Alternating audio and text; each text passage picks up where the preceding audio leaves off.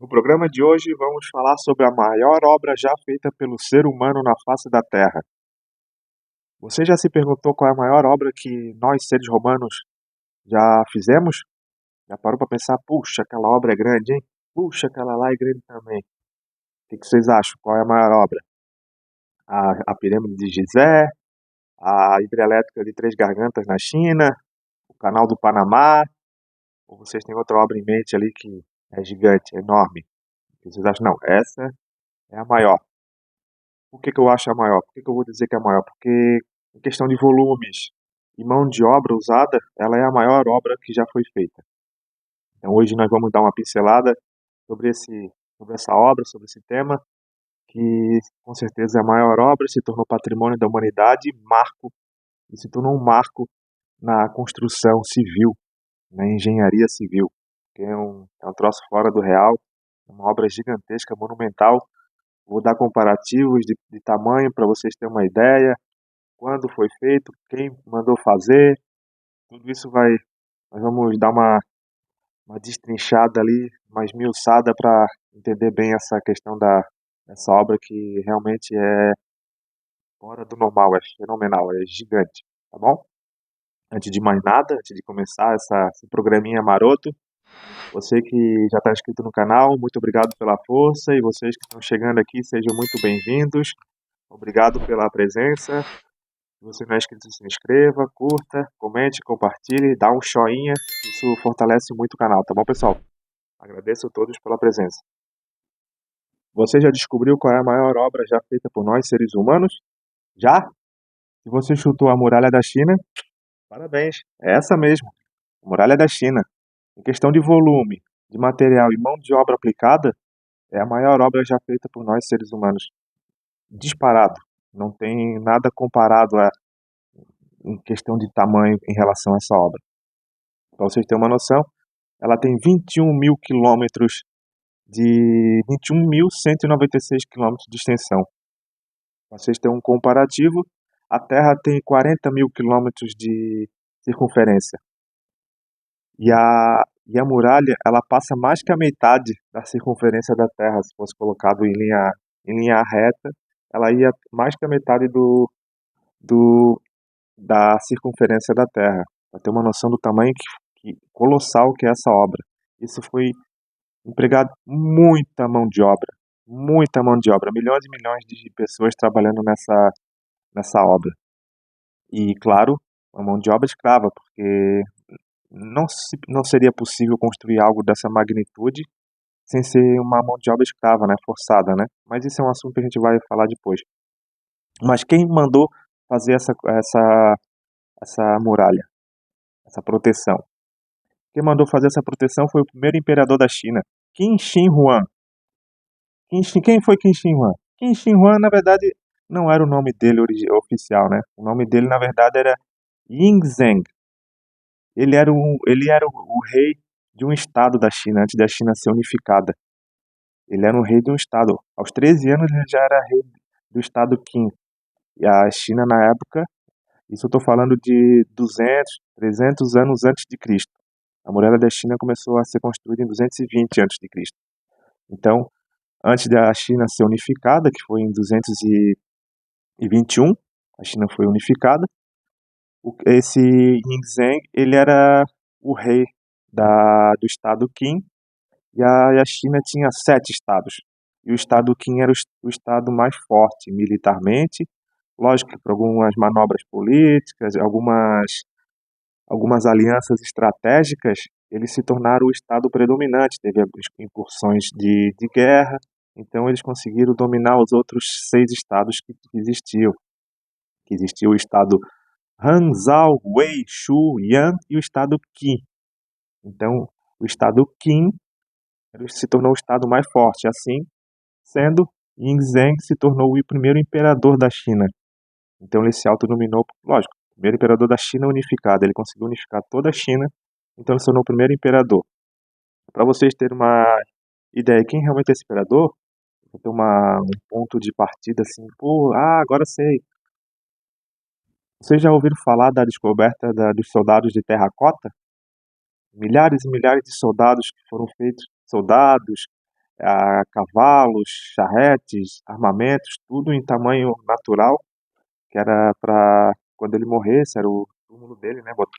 Quando ele morresse, no pós-vida, ele ter toda essa proteção, essa riqueza, né? Então esse é o imperador, como exemplo, né? Para vocês terem uma noção de quem foi esse imperador Qin Shi Huang.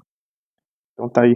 Lógico que ele teve algumas umas ideias incríveis. No período dele começou toda a questão da cultura chinesa, que ele fez muitas implementações, questão de ele unificou as escritas, ele não digo unificar, mas ele fez a questão de leis, as leis práticas o período dele, do jeito dele, claro. E questão de pesos e medidas foi ele também que unificou, fez toda uma organização. Mas só que teve uma coisa que transformou ele num imperador sanguinário. Ele foi conhecido como imperador sanguinário também, porque como ele unificou as escritas, ele queimou muitos livros que não iam de acordo com o que ele queria. E junto com isso, ele também perseguiu muitos escritores, muitos filósofos que não iam de acordo com o que ele queria. Então ele matou muita gente, muitos estudiosos que eram contra a sua dinastia, a sua cultura, né, a sua regra. Então ele se tornou um imperador sanguinário, ele era chamado de imperador sanguinário, né? Beleza, vocês já descobriram quem era esse cara. Então esse é o imperador, o primeiro imperador que que mandou fazer a muralha da China, em 220 a.C. Ele morreu novo, ele morreu com 49 anos. Ele tomava aqueles elixires, porque era costume na época, né, o pessoal achar que elixires salvava a vida, né? Então os elixires que ele tomava tinha mercúrio dentro. Então acredita-se que ele morreu justamente por causa do mercúrio, né? Enfim, só um complemento da história do Qin Shi Huang, primeiro imperador da China e primeira dinastia também, a dinastia Qin. Mas a muralha da China ela foi feita durante muitos e muitos anos. Por 2.000 anos, dois milênios, ela foi sendo feita, reconstruída. E por que que ela foi feita? Qual era a ideia do imperador Qin Shi Huang? Existia muita invasão dos nômades, dos bárbaros do norte, dos nômades, né? Principalmente da questão dos mongóis, era muita invasão dos mongóis e da tribo dos manchus. Então eles precisavam proteger o território deles. A China era muito grande, ainda é hoje. A China é muito grande. Então tinha muito território para ser protegido, isso demandava muita mão de obra e às vezes não era sustentável isso. Então, qual foi a ideia dele? Construir uma muralha. Tem mão de obra sobrando, tem chinês pra caramba, já na época já tinha muito chinês, então vamos construir uma muralha pela parte norte toda. Aí começou a construção da muralha da China, e tá aí agora essa obra magnífica que se tornou um marco da história chinesa e mais um marco mundial, né? De construção civil, de empenho, de sofrimento também, tá, pessoal? Muito sofrimento ali nessa obra. Beleza. Aprendemos sobre o que é a muralha da China, por que foi feita e quem mandou fazer. Qual era o objetivo da muralha da China? Primeiro era o objetivo o primeiro princípio era militar. O primeiro princípio dela era militar, proteger o território sobre essas invasões dos mongóis, dos manchus, militar. Segundo objetivo dela era comunicação. Qualquer coisa que acontecia num canto do império era fácil de se comunicar. Como é que eles se comunicavam? Por sinais de fumaça e de fogo. Era muito mais rápido, era mais fácil e mais prático. Terceiro ponto, comércio. Se tornou muito mais fácil de, de controlar o fluxo de pessoas que entrava na China, pela muralha. Assim sendo, ficava mais fácil de cobrar taxas, impostos e controlava o quem entrava. Então se tornou prático isso. Então tu tinha um controle de fluxo de pessoas, tu saberia quem é que estava entrando, qual era o interesse, então se tornou provavelmente é o segundo ponto, é o segundo ponto mais importante depois do militar foi o comércio, porque facilitou muito a vida das pessoas e principalmente na época da começou a Rota da Seda, então ali foi um fluxo muito grande, foi muito útil essa construção, então facilitou muito e trouxe muito dinheiro para dentro do país e levou muita mercadoria para fora, né? Então a muralha da China serviu muito bem para isso, tá certo? E claro, a muralha da China se tornou um marco de poder, de controle e serviu como união da China toda, um exemplo de união, de controle, de cerco e de união do povo. Isso aí protegia o povo. Então, era uma questão de poder, mostrar para o povo que o governo estava investindo para proteger a nação. Então, isso serviu muito bem para esse propósito.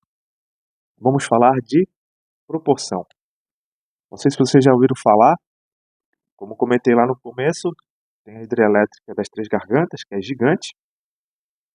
Tem as pirâmides do Egito, também são enormes. Tem o Canal do Panamá, também é algo que também foi fora do comum, mas lá na época quando foi construído o Canal do Panamá já tinha questão de maquinários, alguns maquinários, então já facilitou muito a mão de obra. Mas vamos em questão de proporção para vocês terem uma noção da, da dimensão que é a muralha da China. A muralha da China acredita-se que ela, usando o material todo, questão de material utilizado, todo, porque eles construíram, conforme eles iam, não sei se vocês já viram, mas a China, o morro deles não é normal. Não é que não, nosso aqui que é meio arredondado, assim. Não, a China é assim, ó, sobe, desce, parece aqueles do que tem no parque temático lá, montanha-russa, assim, coisa fora do real, parece uns picos, assim. Então, imagina a dificuldade que era para esse povo trabalhar lá, né? Então, tudo o material que eles conseguiam tirar, argila, pedra, essas coisas, eles cavavam e já aproveitavam e já usavam para levantar as torres, levantar as paredes. Pra vocês terem uma noção, a muralha da China ela tinha, eu acho que era 6 metros de altura, pelo que eu vi, 6 metros de altura por 3,5 a 4 metros de largura. E dependendo de distância, tinha as torres. E as torres chegavam a 12 metros de altura. Então isso é uma coisa fora do senso comum. Lógico que quando se fala em China, tudo que se diz, é desse tamanho, multiplica por 5, que é tudo exagerado, é tudo gigante, né? Mas precisava, era uma proteção, e é o que eles conseguiram, é o que eles acharam um meio de fazer, né? De se proteger. Então vamos lá. Questão, como eu falei, calcula-se que material chega a uma média de 1 bilhão de metros cúbicos de material. Você já parou para pensar o que é 1 bilhão de metros cúbicos de material? Isso é uma coisa fora do real, 1 bilhão de metros cúbicos. Para ter uma noção, o canal do Panamá calcula que se foi gasto 205 milhões de metros cúbicos escavados. Foi escavados 205 milhões de metros cúbicos. Ou seja, a muralha da China é 5 vezes maior que isso em material. A hidrelétrica das Três Gargantas calcula-se que foi gasto 27,2 milhões de metros cúbicos de concreto. É coisa fora do real. Ou seja, a muralha da China é 40 vezes mais que isso. 40. A pirâmide de Gizé. Ela acredita-se que tenha 2,6 milhões de metros cúbicos de material. Ou seja, a muralha da China é 380 vezes maior em volume de material que a pirâmide de Gizé. A pirâmide de Gizé já é enorme também.